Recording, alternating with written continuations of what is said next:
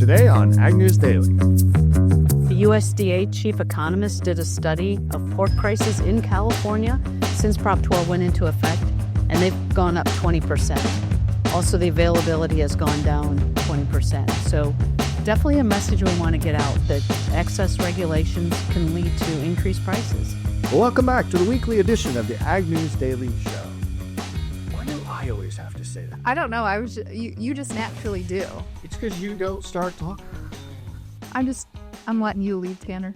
Well, Merry Christmas, everybody. This is our Christmas edition. It is. Ag News Daily. I see you wore your very festive green shirt. Crap for wearing a hoodie last night. That's true. So this is green. It's layered up because it's cold. And this is our last show of the year. Oh, yikes.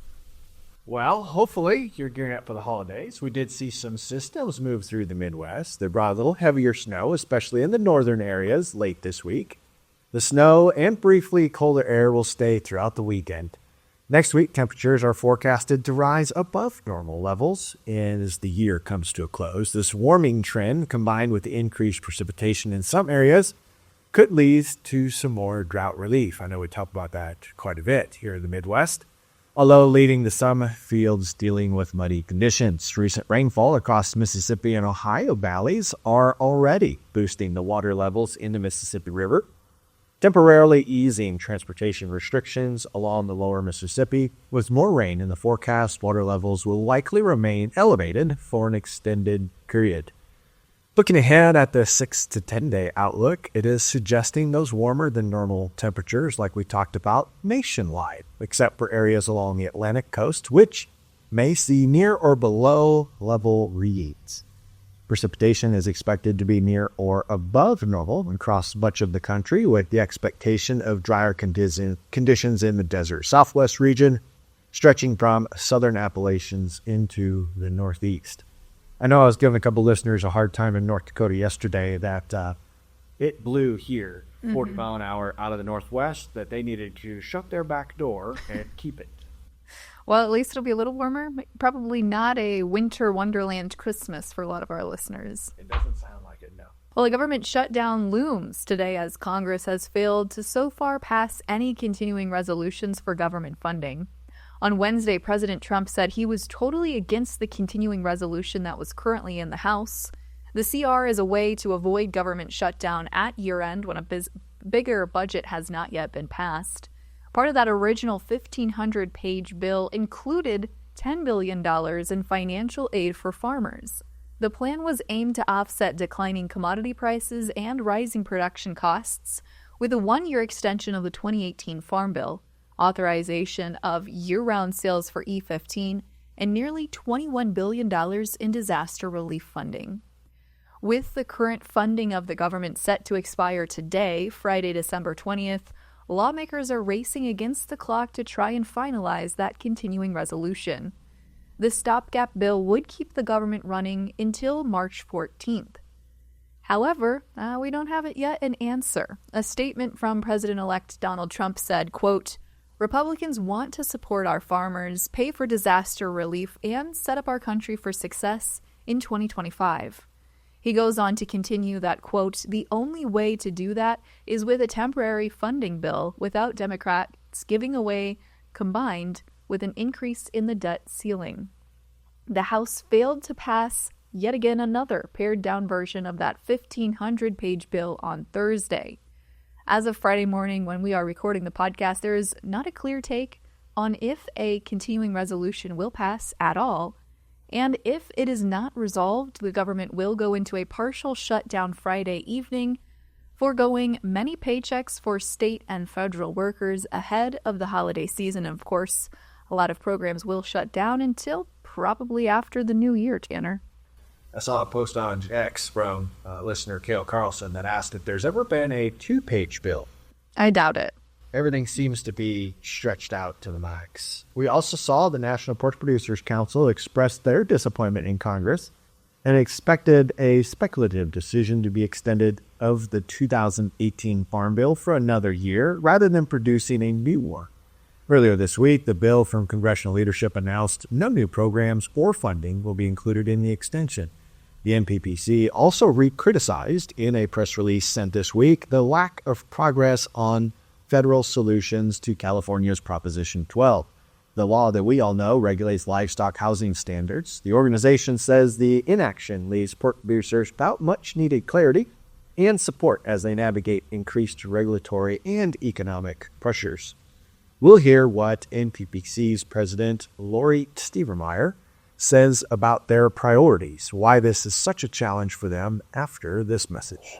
Calving season is a favorite time of year, but along with that special time are dangers, extra stress, and increased labor. Safety Zone calf catchers are all about safety and making processing new calves easier. Designed for ATVs or UTVs, one person can do the job and never be threatened by the protective mother cow. Make this and every calving season safer and easier with a Safety Zone calf catcher. Watch videos and customer testimonials or order yours today at safetyzonecalfcatchers.com or call 877-505-0914. Affordable and made in the USA. Make your upcoming and all future calving seasons safer, easier, and stress-free. Durable and designed to work anywhere you can drive your ATV or UTV. Order online at safetyzonecalfcatchers.com or call 877-505-0914 today. Talking everything policy, we are here with the National Pork Producers Council President, Lori. Lori, thanks for joining us.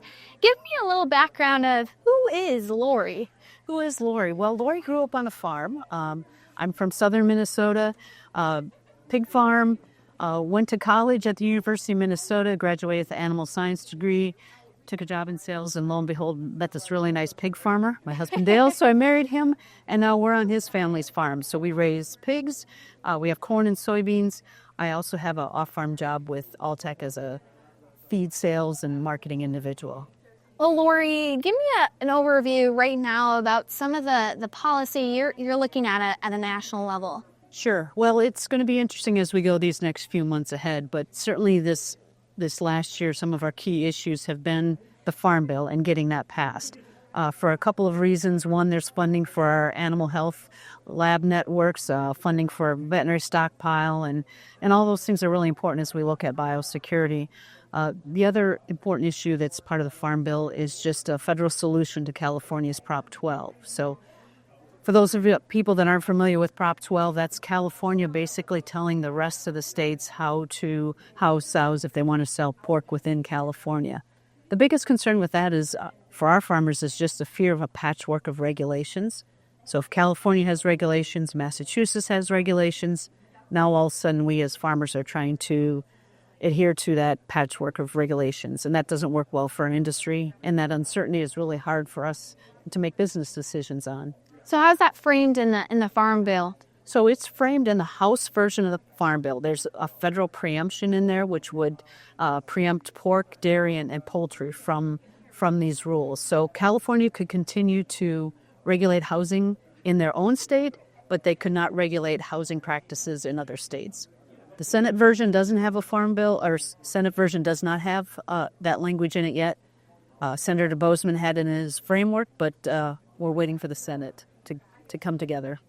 And so what is that a rule? Is there some funding behind it that you're looking for? You know, we've handled that funding basically just as an organization. That's part of the membership of our producers, is that we work on issues like that. So I've worked hard, with some advertising and some media to make legislators aware of the issue and how it affects us. I think one thing that's important to note, the USDA chief economist did a study of pork prices in California since Prop 12 went into effect, and they've gone up 20%.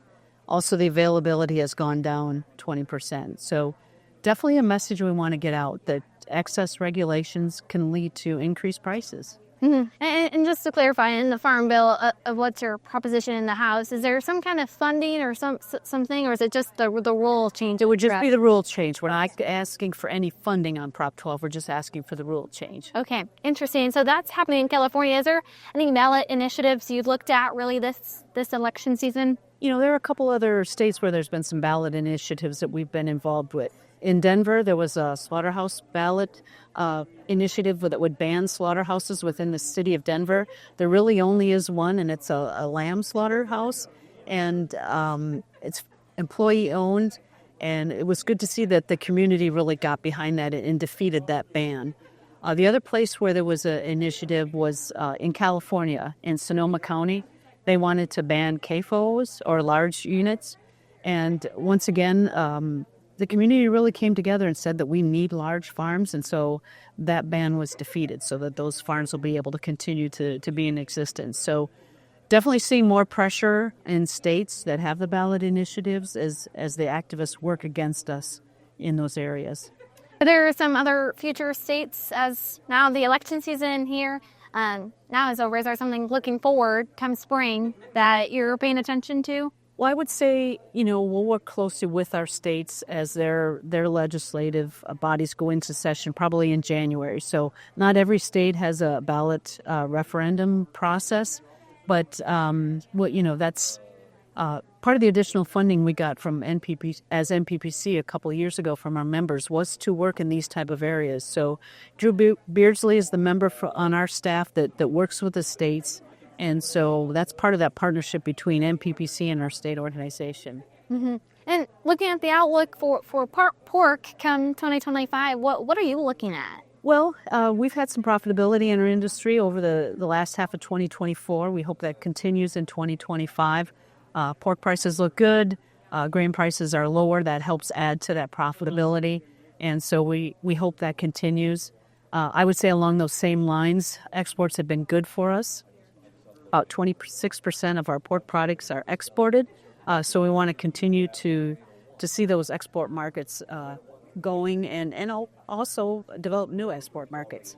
Do you have more caution or maybe more optimism with this new administration come January? I would say probably a bit of both, right? There's been discussion about tariffs and putting tariffs on.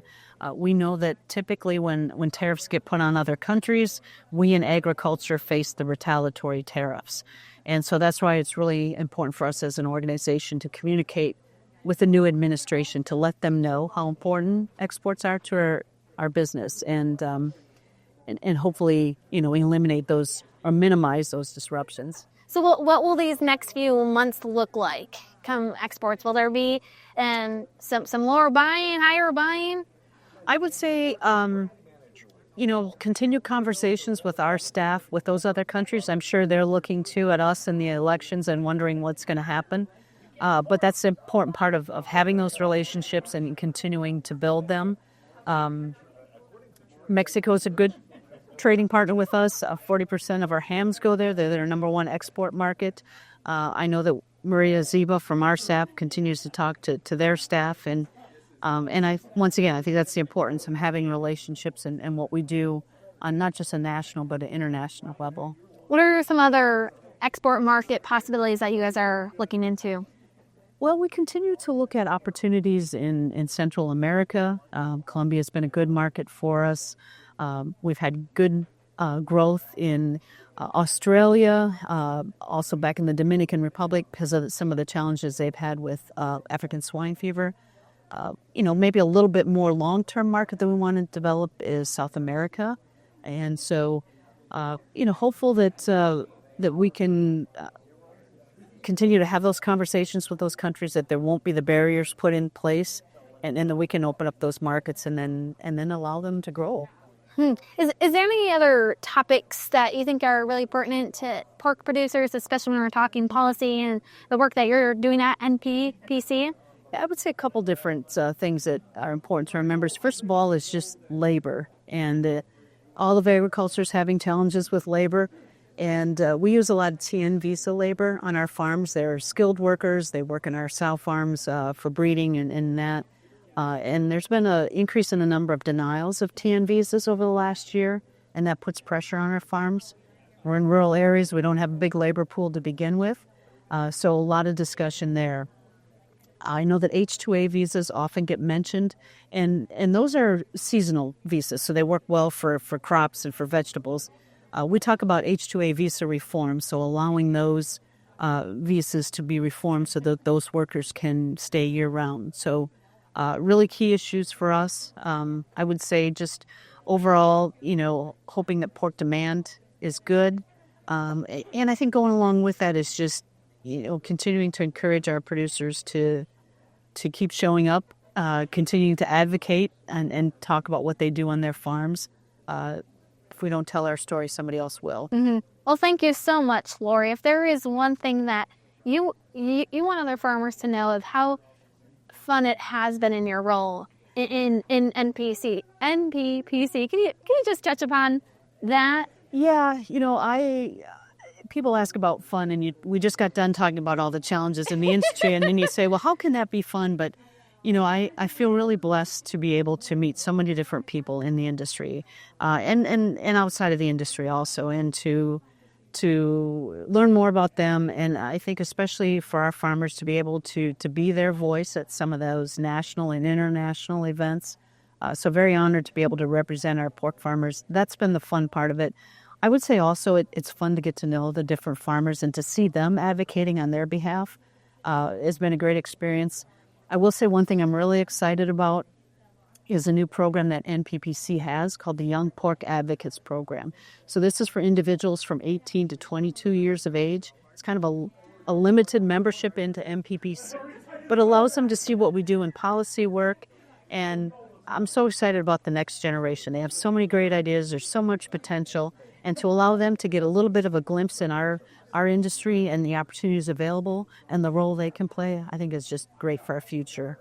Well, thank you so much, Lori, and for extending that. We appreciate your time and for spending it with us. Thank you. Well, again, a big thank you there to Lori. In some other news this week, Tanner, the USDA has reversed its earlier suggestion that cattle imports from Mexico could resume before the year-end holidays. Imports were suspended back in November after they discovered the new World Screwworm, a flesh-eating pest in Mexico. Dr. Rosemary Seifert, the USDA's chief veterinary officer, now says imports will likely resume incrementally after the new year, with full operations expected to restart in early 2025.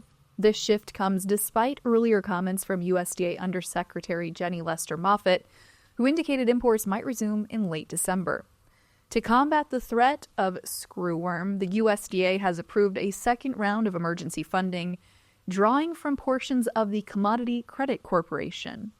Moffitt confirmed the agency is also directing resources to fight the pest in Mexico and Central America. Last year, the USDA allocated $109 million toward this effort. The new world screwworm poses a significant risk to livestock, and the USDA says it's prioritizing measures to prevent that pest from entering into the United States. Tanner, I see you've lowered your chair during the middle of our... Really hoped you had a shorter story and that would distract you more, but it really didn't. And screw the screwworm. Did I say that on Agnews Daily? I mean, yeah, I guess. Well, we've also seen other farmers and ranchers that saw a significant increase in their tax bills. If the 2017 Tax Cuts and Jobs Act is not renewed before it expires at the end of next year. A USDA Economic Research Services study examined the impact of expiring provisions from the tax law and the pandemic-era American Rescue Plan. ERS economist Tia McDonald said farm households could face an average tax increase of $2,200 or 12% if these provisions are not extended.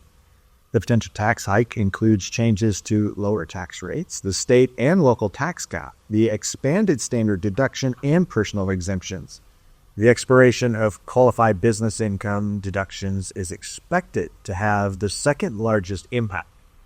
Other expiring provisions include the child tax credit, the estate tax exemption, bonus depreciation, and alternative minimum tax. Farm groups are urging lawmakers to act quickly, warning that the added financial burden could strain producers already dealing with tight margins and economic pressures. We just had an episode on Farm for Profit around some of these same topics as far as tax planning and things that could happen in 25.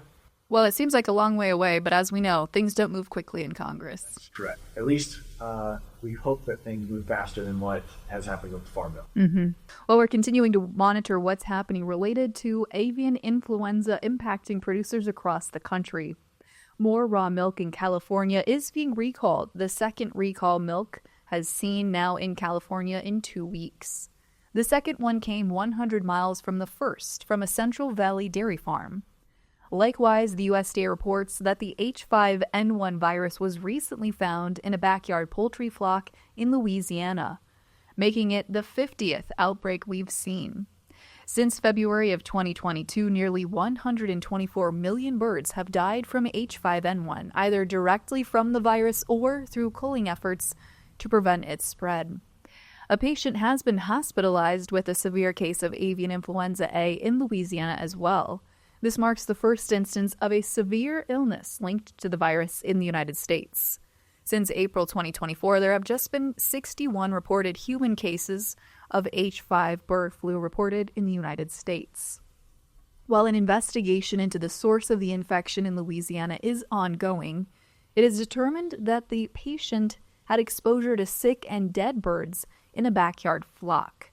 This is the first case of H5N1 bird flu in the U.S. that has been linked to exposure of a backyard flock, but USDA is continuing to mostly say that the food system is safe, and these are some one-off cases. I think I saw a headline, and I hate doing this off of memory, squirrels with coronavirus.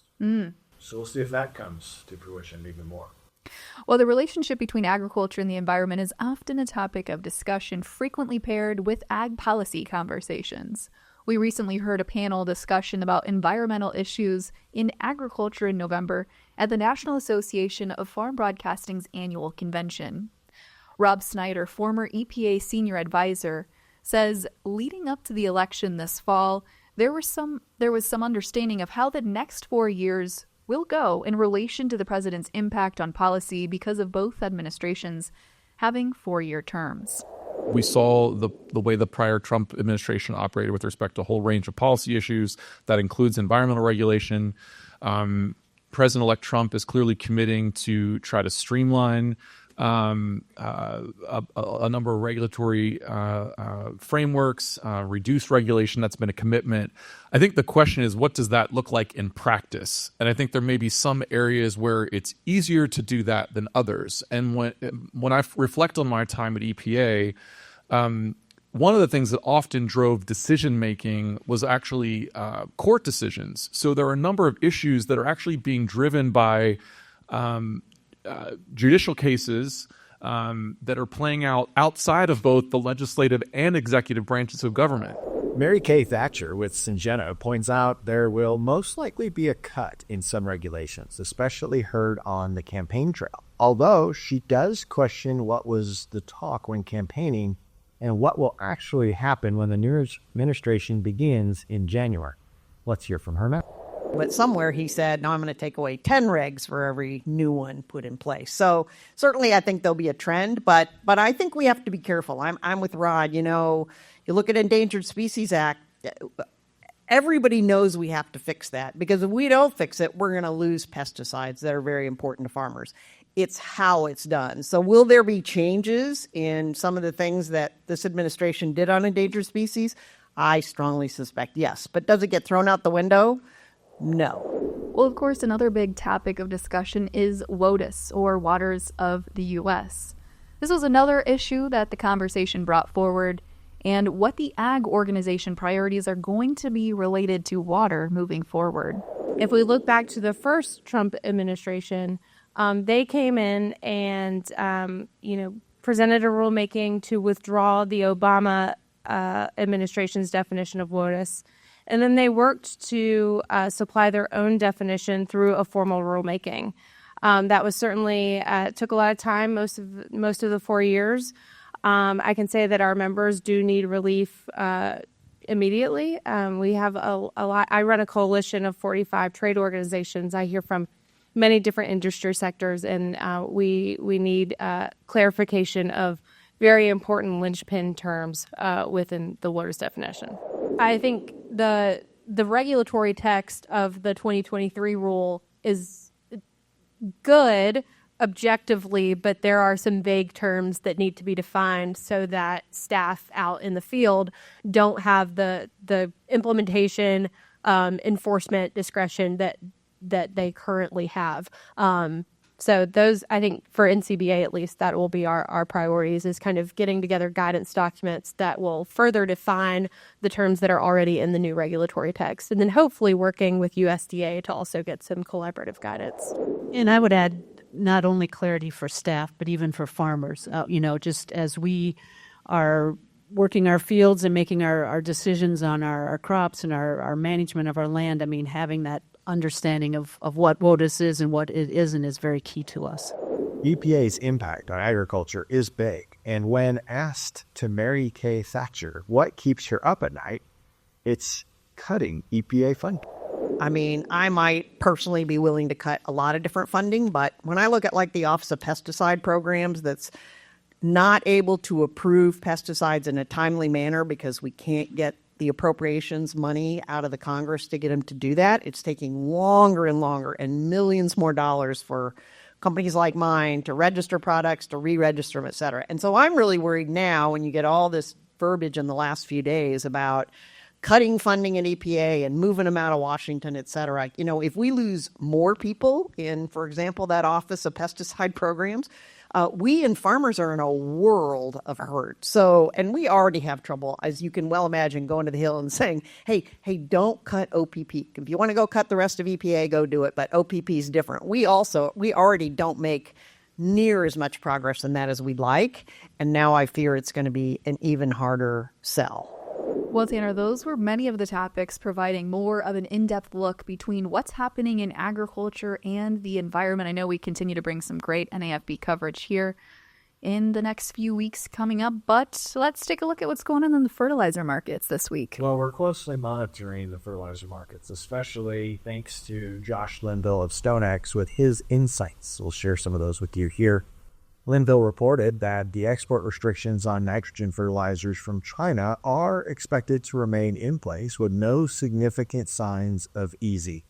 Chinese urea exports are particularly limited, with only 257,000 tons exported through October this year.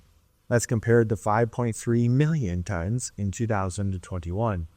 Here in North America, fertilizer demand is picking up. At farm gate, as year-end spending ramps up, UAN values are heating up due to the increased demand. Bullish urea markets, tariff concerns, and other production issues are also contributing to that. For the phosphates, exports of DAP and MAP from China also remain below normal. Meanwhile, India continues to dominate as our largest buyer. The factors highlighting the ongoing shifts and pressures in the global fertilizer market are certainly going to continue to expand. So those factors are continually putting some pressure on what our farmers are doing.